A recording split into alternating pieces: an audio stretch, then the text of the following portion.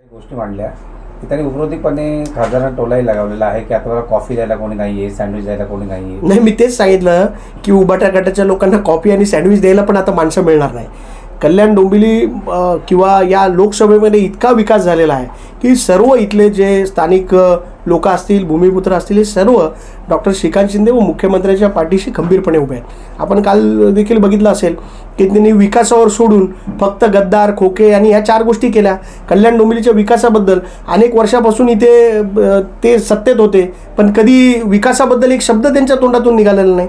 म्हणून माझं एवढंच म्हणणं आहे की आपण विकासावर बोलावं. डॉक्टर श्रीकांत शिंदेंनी जो या भागामध्ये केलेला विकास आहे त्याच्यावरती बोलावं आणि सँडविच आणि कॉफीवर बोलून त्यांना सहानुभूती मिळवण्याचं काम करू नये. त्यांनी पोस्टर्सबद्दल पण त्यांनी काय वक्तव्य केलं की पदाधिकारी ज्या पद्धतीने पोस्टर्स लावतात ते यांच्याकडे स्वतःचे पैसे नाही, त्या पदाधिकाऱ्यांकडून पोस्टर्स लावून घेतात, अशा प्रकारचंही वक्तव्य त्यांनी केलं. नाही, ही भाषा तर त्यांनी करूच नाही.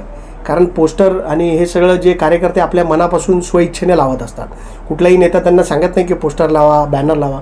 परंतु आपण एक गोष्ट लक्षात घ्या, 3 वेळा पक्ष नेतृत्वाला उबाटाच्या या कल्याण लोकसभेमध्ये यावं लागतं स्वतः, तर आपण त्यांची ते जागा शोधण्याचा प्रयत्न करतायत. कार्यकर्ते मिळत नाही, ते शोधण्याचा प्रयत्न करतायत.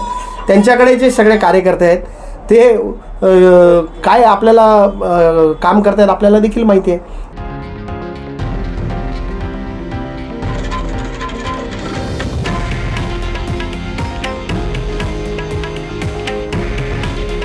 हे आहे देशातील नंबर 1 न्यूज नेटवर्क आणि आपण पाहत आहात TV9 मराठी. काळजी तुमची, हित महाराष्ट्राचं.